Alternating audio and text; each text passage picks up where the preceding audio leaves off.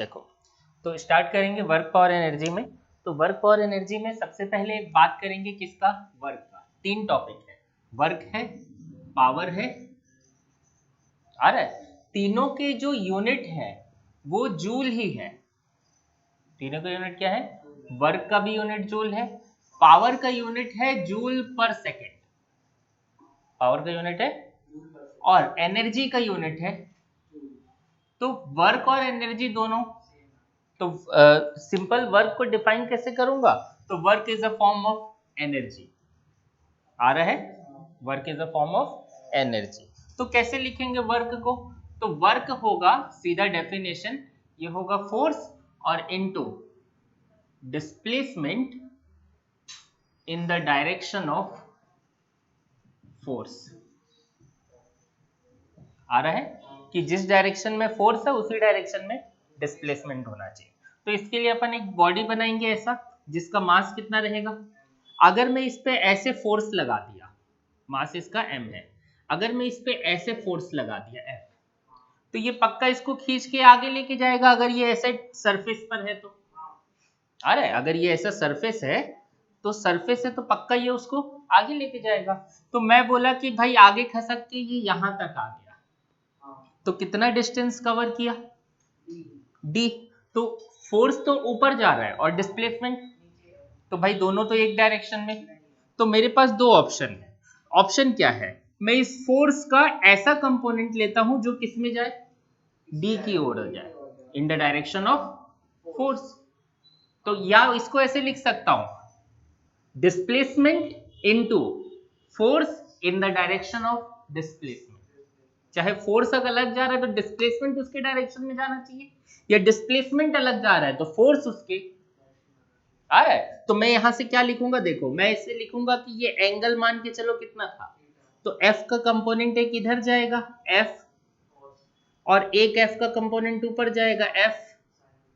नहीं आया समझ में, तो मैं वर्क कैसे लिखूंगा, वर्क लिखूंगा फोर्स, फोर्स कितना है F cos थीटा, और इनटू डिस्प्लेसमेंट कितना है, और ये वर्क कौन से एक्सिस में है, एक्स एक्सिस में है, आया।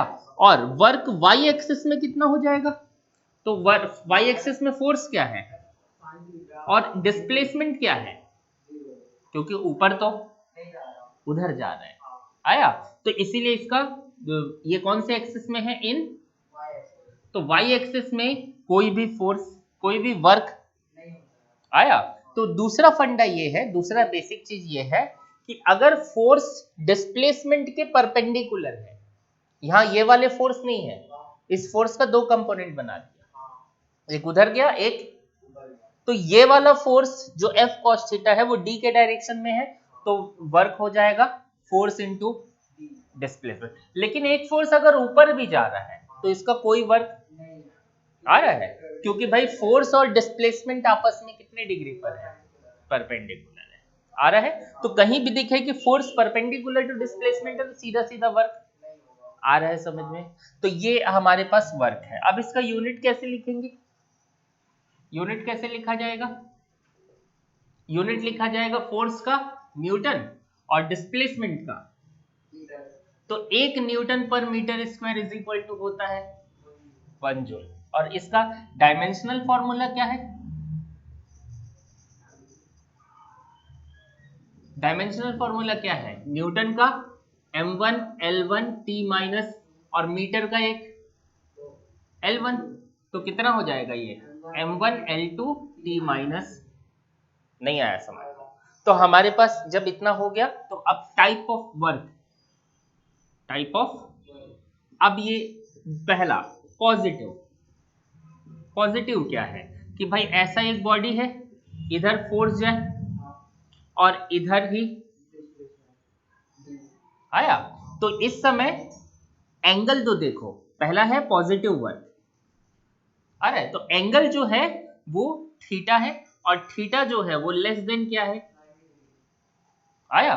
दूसरा जीरो वर्क, जीरो वर्क तब होगा जब सीधा ऐसे एफ चले जाएगा और इधर जाएगा, तो दोनों के बीच का एंगल कितना हो गया, तो एग्जैक्टली थीटा 90 हो जाए, तो वर्क नहीं होगा, तो उस वर्क को जीरो वर्क बोलते हैं।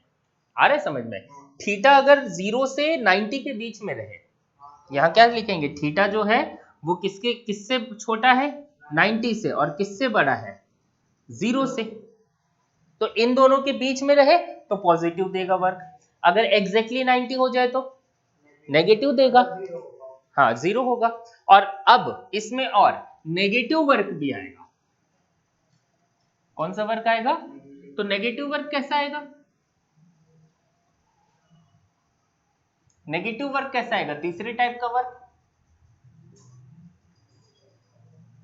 नेगेटिव वर्क कैसे आएगा? तो यही फोर्स है, देखो इधर चले गया, और डिस्प्लेसमेंट, और ये एंगल जो हो गया ये 90 से आया, तो इस समय जो वर्क होगा वो वर्क क्या हो जाएगा, माइनस हो जाएगा। तो इस समय में जो वर्क होगा वो क्या होगा, नेगेटिव। कब? व्हेन थीटा ग्रेटर देन, और थीटा है क्या, angle between work, sorry force and, आ रहा है समझ में कि नहीं आ रहा है? तो अब इसमें ना, अब देखो एंगल है, तो अब देखो वर्क पे फिर से आते हैं, इतना तक हो गया। अब वर्क में फिर से आएंगे, तो वर्क मुझे कैसे मिला, एफ कॉस थीटा इंटू, यही मिला। मैं ऐसे लिख सकता हूं इसको, एफ डी मल्टीप्लाई में है, अगल बगल कहीं भी लिख सकता हूं। और क्या लिख सकता हूं मैं इसको, एफ डॉट क्यों, क्योंकि मुझे पता है A डॉट बी लिखा जाता है ए बी, याद है ना ये? तो वैसे ही वर्क लिखा जाएगा F डॉट। तो अब यहां पर देखो वेक्टर आ गया, अब क्या आ गया, अब वेक्टर आ गया, तो वेक्टर के पूरे सॉल्व जो भी न्यूमेरिकल हम बनाए हैं वो इसमें आ जाएगा। आ रहा है? अब कैसे आएगा देखो,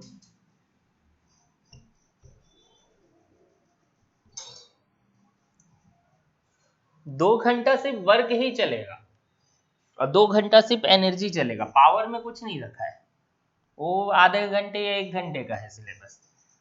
तो वर्क क्या होगा देखो, तो पहला न्यूमेरिकल क्वेश्चन नंबर 1, अगर ऐसा एफ दिया है 2i प्लस 2j माइनस, और डी दिया है minus 2i minus 2j plus 2k, बोला चल बता फाइंड वर्क, तो कैसे निकालेंगे? तो वर्क इज इक्वल टू होगा F dot D, F dot, तो डॉट प्रोडक्ट तो पता है, आई का आई से, जे का जे से, के का, तो आई का आई से मल्टीप्लाई होगा, तो फिर एक प्लस मुझे लगाना है, 2 का माइनस 2 से मल्टीप्लाई होगा, और फिर एक प्लस मुझे लगाना है, और माइनस 3 का 2 में मल्टीप्लाई होगा, तो कितना हो जाएगा ये, -4 -6 -14, और यूनिट क्या आ गया, अब वर्क किस में आ गया, नेगेटिव में, और नेगेटिव में आ गया तो मतलब एंगल पक्का क्या होगा, 90 से अबव होगा। नहीं आया? मुझे बोलता एंड ऑल्सो फाइंड थीटा, तो अब दो वेक्टर के बीच का एंगल कैसे निकालते हैं, आया समझ में? कैसे निकालते हैं एंगल बिटवीन टू वेक्टर, तो कॉस थीटा ऐसे लिखते थे ना, ए डॉट बी अपॉन, तो अभी ए की जगह क्या है एफ, इसकी जगह क्या है बी, और यहां क्या रहेगा एफ का और बी का भी। नहीं आया? तो क्या कॉस थीटा ऐसे, थीटा एफ डॉट डी कितना आया, निकालने की जरूरत। अब यहाँ एफ की वैल्यू कितनी है, मॉड ऑफ एफ की वैल्यू 2 का स्क्वायर, 2 का स्क्वायर, याद आया? और फिर डी की वैल्यू कितनी है, 2 का स्क्वायर, 2 का स्क्वायर, आया? तो ये कितना हो गया, ये हो गया -14, और डिवाइडेड बाय 2 का स्क्वायर 4, 4 4 8, 8 और 9 कितना हो गया 17, और ये 4 4 8 4 12 आया? तो जो भी वैल्यू आई, इसको ज्यादा सॉल्व करने की जरूरत, ऐसे सॉल्व कर सकते हैं, ऐसे लिख सकते हैं cos थीटा की वैल्यू -14 दिख रहा है यहाँ तक? ठीक है, छोड़ो, दिख रहा है नहीं दिख रहा है, लिख लेना। आया -14, ये √17 वैसे ही रहेगा। और 12 को कैसे लिखेंगे? 12 हो जाएगा 2 और 2 से ये तो कितना हो जाएगा -7 डिवाइडेड बाई 50। आया कि नहीं आया? आया। तो जब ये वैल्यू हो जाएगी तो मैं क्या लिखूंगा यहीं से? थीटा कैसे लिख दूंगा? हाँ, तो थीटा लिखा जाएगा, थीटा इज इक्वल टू हो जाएगा cos इनवर्स -7 बाई √। आया समझ में? पहला तरीका निकाल लोगे ना ये सब चीजें।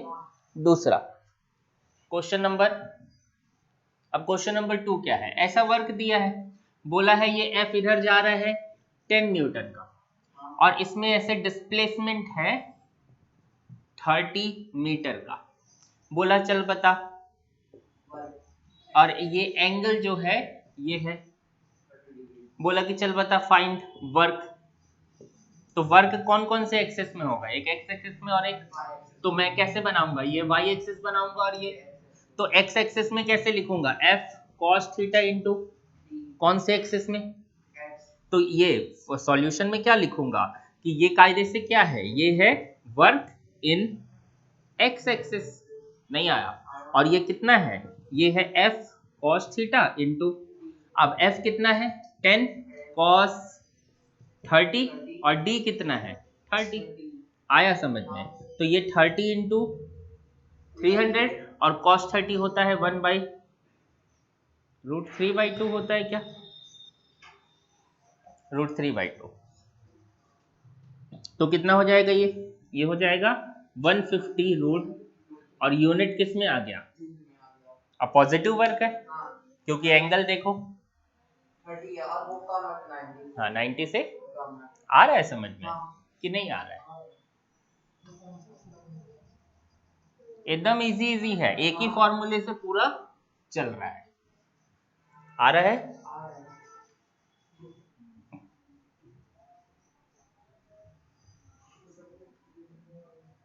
2 मिनट रुको, मैं ना कुछ नोट्स निकाल लेता हूँ। इसमें क्या है ना, इम्पोर्टेंट क्वेश्चंस हैं, क्वेश्चन नहीं छूटना चाहिए।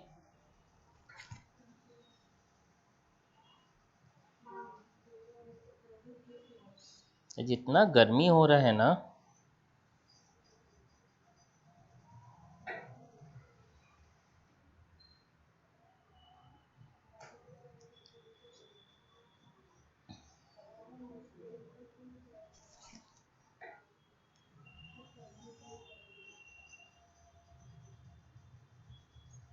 अब देखो, अब इसी में ही, अब वर्क किसके कितने टाइप के फोर्सेस, जितने टाइप के फोर्स रहेंगे उतने टाइप का। आ रहा है समझ में? जितने टाइप के फोर्स उतने टाइप का। अब देखो क्या है क्वेश्चन में, देखो क्वेश्चन में ये है कि एक बॉडी है यहां जिसका मास जो है ये है 30। आया? इसका फ्रिक्शन कोफिशिएंट है 0, और इस पे ऐसा फोर्स लग रहा है 100 न्यूटन का। कोई दिक्कत? 300 न्यूटन कर लो, क्योंकि mg आएगा। मुझे ये भी देखना है कि फ्रिक्शन फोर्स इस फोर्स से बड़ा रहना चाहिए, सॉरी फ्रिक्शन फोर्स इधर लगेगा, तो ये फोर्स बड़ा रहेगा तभी ना बॉडी खसकेगी। आया? तो ये चीज ध्यान देना है। और डिस्प्लेसमेंट जो है वो इसी साइड है 30 मीटर का। कोई दिक्कत? मुझे बोला F की वैल्यू मान के चलो 1000 न्यूटन है। आया? मुझे बोला find work done bye all forces acting on body. अब मुझे दिख रहा है केवल एक फोर्स, लेकिन कायदे से एक ही फोर्स एक्ट करते हैं क्या? कितने फोर्स एक्ट करते हैं? तो इसका मुझे क्या बनाना पड़ेगा? FBD बनाना पड़ेगा। और FBD कैसे बनाऊंगा? तो नीचे जाएगा देखो, और mg कितना है? यही है ना mg। नहीं आया? ऊपर जाएगा और n बराबर ही। आया? इधर जा रहा है फोर्स 1000 न्यूटन, और इधर जाएगा, आया, और म्यू एन कितना है 0.3 और एन की वैल्यू है 300, नहीं आया। तो एक डेसिमल से एक जीरो, तो 3 3 जा, नहीं आया। तो इधर आ गया 90 न्यूटन। तो अभी से न्यूटन न्यूटन छोड़ो, बस नंबर से बात करते हैं। डिस्प्लेसमेंट किधर है? तो जो फोर्स उधर जा रहा है वो पॉजिटिव, जो फोर्स इधर जा रहा है वो, और जो ऊपर नीचे जा रहे हैं वो जीरो। नहीं आया समझ में? तो किसके किसके कारण वर्क निकालेंगे? तो वर्क, तो पहला किसके कारण? पहला एफ के कारण, तो बाई 1000 न्यूटन कितना हो जाएगा वर्क? ये हो जाएगा 1000 इंटू फोर्स इंटू, दोनों सेम डायरेक्शन में है, तो कितना हो जाएगा ये 30,000, और क्या हो जाएगा दूसरा बाई एन, एन ये है ना, और एन की वैल्यू कितनी है? एन की वैल्यू 300 है, लेकिन एंगल जो है वो 90 है। आप ऐसे लिख सकते हो ना कि वर्क की वैल्यू होती है एफ कॉस थीटा इंटू, तो अगर ये एफ है तो यहां कैसे लिखोगे? यहां लिखोगे 1000 कॉस 0, क्योंकि ये और ये दोनों सेम डायरेक्शन में, सेम डायरेक्शन में तो एंगल 0, अपोजिट डायरेक्शन में रहेगा तो एंगल 180 डिग्री, नहीं आया। और परपेंडिकुलर रहेगा तो एंगल 90 डिग्री, आया नहीं आया? आया। तो वही लगा दिया, इस एफ के कारण आया, तो ये एफ यहां लिख दिया, डी यहां लिख दिया, और एफ और डी के बीच का एंगल और cos 0 1 होता है, आया। तो ओवरऑल कितना हो गया 1, तो ये 1, तो सीधा सीधा इसका आया। तो जब एक डायरेक्शन में है तो सीधा एफ और डी का मल्टीप्लाई कर देना है, अपोजिट डायरेक्शन में रहे तो एफ और डी का मल्टीप्लाई कर देना है, लेकिन माइनस 180, क्योंकि कैसे होगा? क्योंकि ये देखो उधर जा रहा है ना ये म्यू एन, और डी इधर आ रहा है, नहीं आया। तो अभी तो n के कारण कितना हो जाएगा 0, कैसे लिखूंगा n के कारण? तो n कितना है 300, फिर ये लिखेंगे cos 90, और ये फिर तो cos 90 होता है, फिर थर्ड बाई mg, तो कैसे लिखा जाएगा? mg कितना है, और एंगल अभी भी कितना है 90, किसके किसके बीच का? फोर्स और डिस्प्लेसमेंट, डी उधर जा रहा है और mg, तो एंगल ये नहीं आया। तो और इधर डी तो अभी भी उतना ही है, तो ये भी वैल्यू। और चौथा किसके कारण? बाई फ्रिक्शन, या आप लिख सकते हो, तो इसके लिए वर्क कैसे लिखेंगे? तो म्यू एन कितना है 90, ये है cos 180, और ये है, नहीं आया। तो ओवरऑल कितना हो गया ये हो गया, ये तो हो गया माइनस cos 180 माइनस 1, cos 0 1 आया, और 9 3 जा 27 आया। तो और इसका कितना आ गया था 30,000। तो बोला कि चल बता टोटल वर्क कितना है, टोटल वर्क सभी को ऐड करना है। टोटल वर्क क्या करना है? क्योंकि वर्क स्केलर क्वांटिटी है, और स्केलर क्वांटिटी को आंख मूंद के ऐड कर देना है साइन के साथ, जो पॉजिटिव है पॉजिटिव, जो नेगेटिव है वो घट जाएगा, नहीं आया समझ में? तो टोटल वर्क कितना हो जाएगा? तो नेट वर्क हो जाएगा W1 W2 W3, आया W2 W3 और W आया, सभी को जोड़ दिया, टोटल आ रहा है नहीं आ रहा है? और आ रहा है तो टोटल कितना हो जाएगा 30,000, 30,000 में से 3,000 गया तो 37,000, और 37,300 नहीं आया, 27,300, और कितना आया? नहीं आया। आया क्योंकि ये दोनों तो जीरो है ना, और इसको जोड़ा तो ये नेगेटिव है तो घट गया, तो 30,000 में 2700 गया तो 27,300 आया नहीं आया? कोई दिक्कत?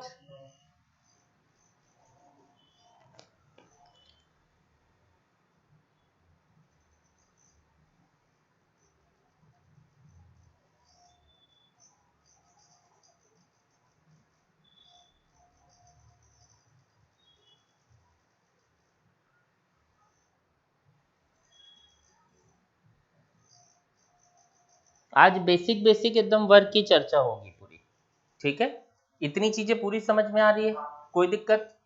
बेसिक चीज है, एकदम नॉर्मल नॉर्मल है, बहुत ज्यादा जो चीज है नहीं टफ आ रहा है।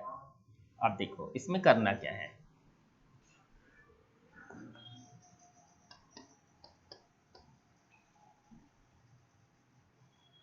बन रहा है आप लोगों से? ठीक है, उसको अभी छोड़ दो, क्लास के बाद बताऊंगा उसको, जो बन रहा है उसको बनाते जाओ, ठीक है। अब देखो कुछ कुछ इंपॉर्टेंट चीजें जो याद रखना है, आ रहा है। जो पहला, work done bye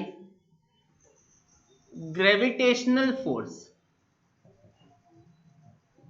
is always, हर स्थिति में आ रहा है समझ में, तभी देखो mg के कारण, और mg का उल्टा n है तो उसके कारण भी। दूसरा, work done bye frictional force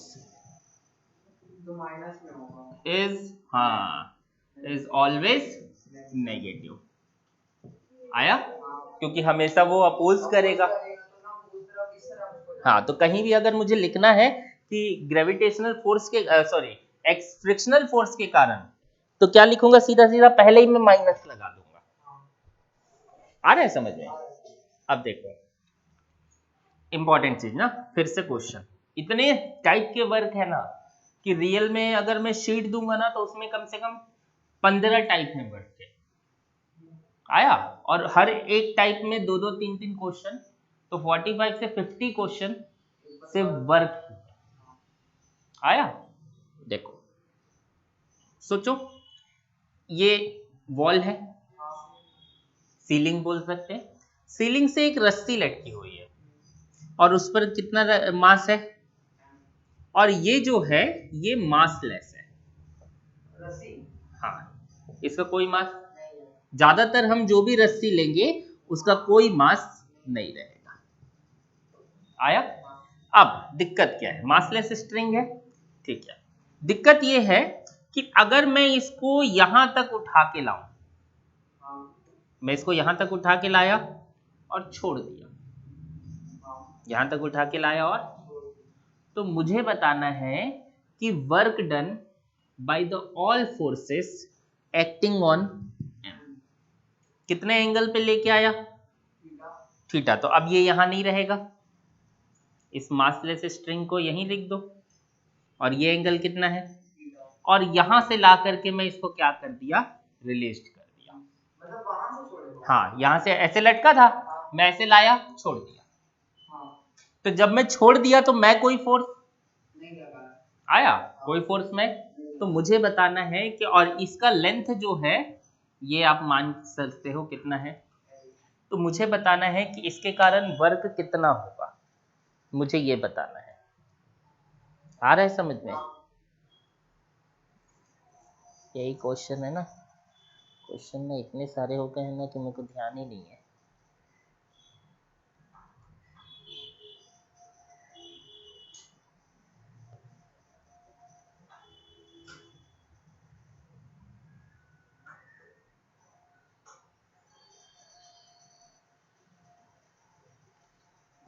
ठीक, मुझे बताना है। अब थोड़ा सा ना इसमें मैथमेटिक्स भी लगेगा, जो वो है कि हाँ ट्रिग्नोमेट्री कैसे लगेगा। देखो पहले तो ये फ्री बॉडी डायग्राम, तो यहाँ ऐसे टेंशन जाएगा, रस्सी को तोड़ूंगा, फिर ये ऐसे, तो अब देखो ये यहीं से ऐसे मान के चलो, कितना एंगल है ये भाई, यहां पहुंचेगा, तो कुछ एक्स एक्सिस में और कुछ इधर उधर खसका तो एक्स एक्सिस में, और ऊपर नीचे खसका तो नहीं आया, आया। तो मैं बोला कि अगर एक्स एक्सिस में जो डिस्प्लेसमेंट है वो और वाई एक्सिस में देखो, और वो भी क्या है, क्योंकि नीचे आ रहा है, क्योंकि हमारा एक्सिस का कैसे रहता है, ये y और ये आया, तो जो भी चीज उधर जाएगा वो, तो प्लस में है तो सोचो ये इधर आ रहा है तो ये भी किस में है, नहीं आया। हाँ आया, तो इधर खसकेगा तो माइनस, उधर खसकेगा तो ऊपर जाएगा तो पॉजिटिव, नीचे आएगा तो नहीं आया। आ रहा है, तो कितना हो जाएगा अब फिर से, तो अब फ्री बॉडी डायग्राम बनाना था इसी में, तो अपन इसको फ्री बॉडी डायग्राम बना लेते हैं। देखो ये है, अब सोचो ये एंगल थीटा है तो ये भी एंगल, तो ये एंगल ऐसे थीटा बना दिया। फिर अब थीटा बना दिया तो टी के दो कंपोनेंट होंगे, टी कॉस थीटा आया, नीचे क्या जाएगा क्योंकि इसका मास जो है वो m है, आया, तो t के कंपोनेंट बना लिया, mg के कंपोनेंट बना लिया। अब देखो भाई डिस्प्लेसमेंट कैसे है, x एक्सिस में minus D X, Y axis में माइनस डी वाई, कोई दिक्कत। अब कई बार ना इसमें शॉर्टकट मार देता है, जो हम शॉर्टकट मारेंगे, लेकिन अभी मैं बेसिक, एकदम basic.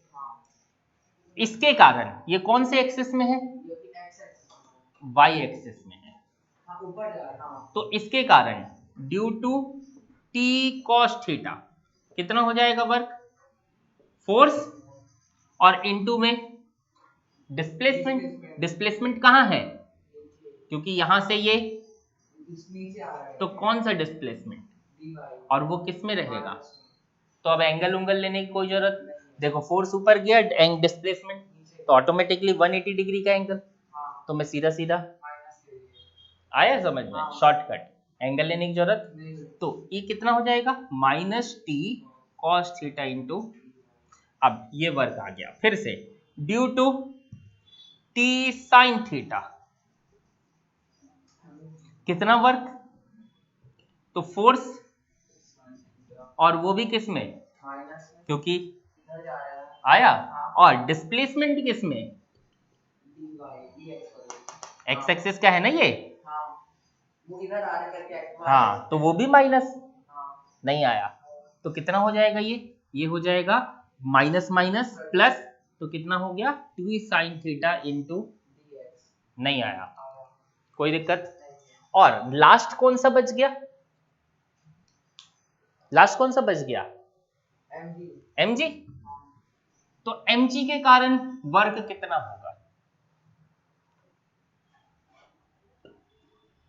Work due to mg, तो ये कितना होगा, तो mg कहां जा रहा है, और x y एक्सिस कहां जाता है, तो mg किस में जाएगा, और इनटू dy भी किस में है, आया, तो दोनों, तो mg इंटू, नहीं आया। अब इंपॉर्टेंट चीज ये है कि ये जो है इसको मैं माना था डिस्प्लेसमेंट इन y एक्सिस, और इसको माना था डिस्प्लेसमेंट इन, दिक्कत वाली बात ये है ना कि मैं ये अपने से मान लिया हूं, लेकिन मुझे क्या दिया है, और L दिया है, तो वैसा बिहेव करना पड़ेगा L के कारण। देखो यहां था, ये घूम करके अगर यहां आता तो यही इतना है ना dx, और ये इतना है, नहीं आया, तो कायदे से ये है कितना, तो सोच ये L है तो ये पूरी चीजें क्या है, क्योंकि ये घूम करके जब ऐसे आएगा यहाँ, तो ये L है तो ये भी हिस्सा जो रहेगा वो नहीं आया समझ में। दिक्कत क्या है कि इतना हिस्सा कितना होगा वो निकालना है, नहीं आया समझ में, आया, तो वो निकालने के लिए मैं क्या करूंगा, मैं देखूंगा कि ये जो एंगल था ये कितना था, और देख अभी इस, ये सब छोड़ दे, ये सब छोड़ दे, अगर ये L है, मैं बताया हूं ट्रिग्नोमेट्री में कि अगर हाइपोटेनियस पता है और एंगल पता है, तो एंगल से लगा हुआ जो होता है वो L का cos थीटा होता है, और एंगल का परपेंडिकुलर जो होता है वो L का, ये है ना ये चीजें, तो उससे हम निकालेंगे, तो कैसे निकालेंगे देख, क्या करेंगे, थोड़ा बड़ा डायग्राम बना दे, तो देख ये ऐसे था, ये L है, और ये एंगल कितना है, तो भाई ये पक्का इतना कितना होगा, L cos थीटा, लगा हुआ है ना एंगल से, तो बेस है, और ये कितना होगा, क्योंकि इसके सामने वाला परपेंडिकुलर है, नहीं आया। आया? तो अब देख, कायदे से तेरे पास ये जो आया यही तो है, नहीं आया। तो तेरे को पता चल गया ना कि dx जो है वो कितना है, l, नहीं आया। और तेरे को पता है कि ये जब इधर आएगा तो ये पूरा l होगा, तो इतना कितना बचेगा, इतना कितना बचेगा, ये l minus l cos theta. पूरा ये l था, ये l cos थीटा था, तो इतना कितना बचा, l माइनस, नहीं आया। तो dy पता चल गया ना, l माइनस l, नहीं आया, कोई दिक्कत। तो अब देख वर्क पूरा पूरा, अब पूरा पूरा वर्क, ये पहला वर्क, ये दूसरा वर्क, और ये, तो पहला वर्क कैसे लिखा जा सकता है, कितना है, माइनस टी कॉस थीटा, और dy कितना है, l माइनस l, नहीं आया। आया? ये work done due to T cos theta. दूसरा वर्क डन कितना है, t इंटू में dx, और dx कितना है,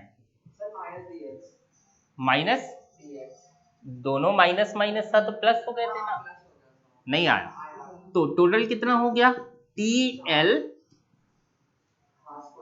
नहीं आया, कोई दिक्कत।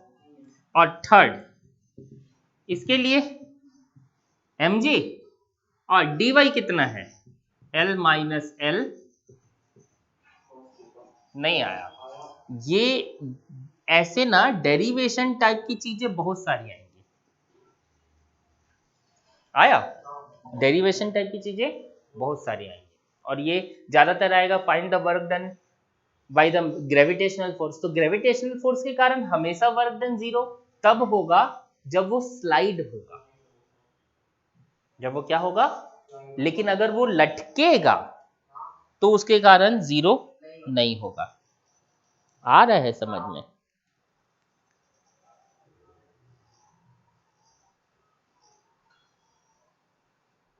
ये सिर्फ छोटे से पार्ट के लिए था कि यहां था ए और यहां था, नहीं आया।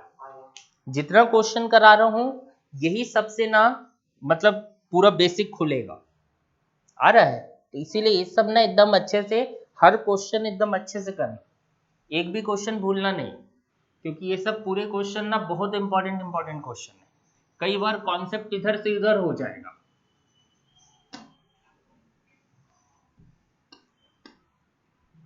इसीलिए एकदम ध्यान देना।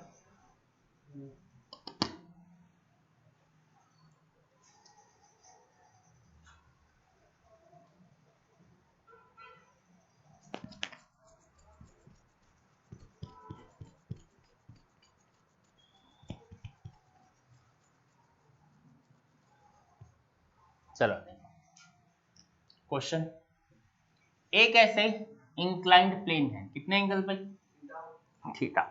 यहाँ का इसका जो फ्रिक्शन कांस्टेंट है वो कितना है, म्यू। ये क्या है, फ्रिक्शन कांस्टेंट। आया? यहाँ पर एक m है जिसकी इनिशियल वेलोसिटी कितनी है यहाँ, लेकिन ये स्लाइड होने वाला है, स्टार्ट होने वाला, और कितनी हाइट पे रखा हुआ है, ये जानबूझ के ऐसा, कायदे से ये l दे देता इतना, लेकिन जानबूझ के ये दिया है कि थोड़ा ट्रिग्नोमेट्री, नहीं आया समझ में? आया? तो अब मुझे क्या करना है, मुझे निकालना है if m is reached at the bottom then find work done by all forces। नहीं आया। तो अब फिर से वही कि भाई work done all the forces, तो जितने फोर्स लगेंगे सबके कारण, तो इसका क्या बनाना पड़ेगा, सॉल्यूशन, और एफबीडी बनाऊंगा तो ये ऊपर जाएगा n, इधर जाएगा mg cos थीटा, और इधर जाएगा, नहीं आया, इतनी चीजें और फ्रिक्शन फोर्स कहाँ जाएगा, तो म्यू एन, और एन बराबर ही है mg cos थीटा, तो मैं इसको क्या लिख सकता हूं, म्यू mg, नहीं आया, 4 फोर्सेस है। अब बात करते हैं कि ये जो है ये तुम्हारा डिस्प्लेसमेंट है, ये तुम्हारा क्या है, लेकिन ये दिया, तो अब ट्रिग्नोमेट्री, हाँ तो हाइपोटेन्यूज निकालना है, तो देखो यही ट्रिग्नोमेट्री है, ये निकालना है डी, लेकिन ये क्या दिया है h, और ये कितना दिया है, तो मुझे सोचो, कॉमन सेंस लगाओ कि अगर ये d है तो थीटा के सामने वाला ये क्या है, परपेंडिकुलर, तो h इज इक्वल टू ही क्या लिखता, d, नहीं आया, तो d की वैल्यू कैसे लिखूंगा, नहीं आया, h नहीं होता तो ये हाइपोटेनियस, ये बेस, बेस को लिखा जाता हाइपोटेनियस के साथ cos थीटा, परपेंडिकुलर को लिखा जाता हाइपोटेनियस के साथ sin थीटा, नहीं आया, तो ये कायदे से ये जो हाइट है ये क्या है, d sin थीटा, तो उसी को मैं क्या बना दिया, h के बराबर, नहीं आया, अब आया, ये सब चीजें बहुत सीखनी है, अप्लाई करना है ना, नहीं तो सोचोगे नहीं तो अप्लाई ही नहीं कर पाओगे, आ रहा है। अब d पता चल गया, d पता चल गया, तो अब बताओ किसके कारण, वर्क, वर्क पहला due to n and mg cos theta, मुझे पता है इसका वर्क क्या होने वाला है, क्योंकि डिस्प्लेसमेंट इधर है, एक फोर्स ऊपर दूसरा फोर्स, नहीं आया, दूसरा due to mg sin theta, तो कितना हो जाएगा, फोर्स इनटू डिस्प्लेसमेंट कितना है h बाई, नहीं आया, और दोनों सेम डायरेक्शन में तो एंगल लेने की जरूरत, तो साइन थीटा से साइन थीटा, तो क्या बच गया, नहीं आया, आया, और तीसरा ड्यू टू किसके कारण, म्यू mg cos थीटा के कारण, आ रहा है, तो कितना हो जाएगा वर्क इसका, तो पहले तो म्यू mg ऊपर जा रहा है, डिस्प्लेसमेंट तो सीधा सीधा, और यहां क्या लिखेंगे, म्यू mg cos थीटा और इनटू h बाई, नहीं आया, तो ये हो जाएगा माइनस म्यू mg h, और cos बाई साइन होता है cot थीटा, आ रहा है, समझ में आया। अब इसी में ही थोड़ा सा यहीं से जेई लेवल का क्वेश्चन, इसी में ही JEE लेवल पर अगर मैं पूछता तो मैं पूछ सकता था, ऐसे पूछ सकता था कि जो वर्क आ रहा है, work due to friction, work due to friction, work due to friction is directly proportional to x cot theta, is directly proportional to x cos theta, या डायरेक्टली प्रोपोर्शनल टू, तो अब यहां से work is equal to, work किसके कारण है, ये friction के कारण है, तो डायरेक्टली प्रोपोर्शनल लगा के क्या लगा दिया, कांस्टेंट, तो यहां ऐसे कांस्टेंट लगा दिया और इनटू में क्या लिख दिया, तो बोलता है इसी में, चल बताओ फाइंड वैल्यू ऑफ कांस्टेंट, तो इसको इससे कंपेयर करा लेता, ये वर्क फ्रिक्शन, ये भी वर्क, यहां कॉट थीटा यहां भी, तो कांस्टेंट की जगह क्या है, minus mu mg plus mu mg h, आया समझ कि नहीं आया, आया। जेई लेवल पे जो न्यूमेरिकल आते हैं वो क्यों नहीं बनते हैं, वो सोचने का लेवल एक अप रहता है, एक लेवल थोड़ा सा ऊपर, तो नीचे के लेवल को अगर अच्छे से समझे रहोगे तब ऊपर के लेवल पे आएंगे तो आप नीचे आ सकते हो, लेकिन नीचे से ऊपर जाने में बहुत टाइम लगेगा, आया समझ में, तो इसीलिए क्या है, ये पूरी चीजें एकदम अच्छे से, जितने कोशिश जब अभी तक जो भी हुआ समझ में आया पूरा, एज इट इज पूरा ड्रॉ करके बनाना है, आ रहा है, ठीक है, इतना आज के लिए, नहीं तो बहुत ज्यादा हौच पौच हो जाएगा, फर्स्ट लेक्चर है ना। तो थोड़ा सा आप इसको समझ लो, क्वेश्चन वगैरह बना लो। कल ये वर्क, जितने टाइप के वर्क 2 दिन चलेगा, एनर्जी 2 दिन चलेगा, पावर और ये। तो कल अपन पूरा वर्क खत्म करेंगे, भले ही कितना भी देर चले। आ रहा है? क्योंकि अभी तो बहुत बचा है, ये तो बेसिक बेसिक लेवल पे मैं क्वेश्चन बता रहा हूँ। आया? तो अभी जो न्यूमेरिकल देता हूँ 1-2 लोग बनाना बैठ कर। अभी इतनी चीजें क्लियर है? ठीक।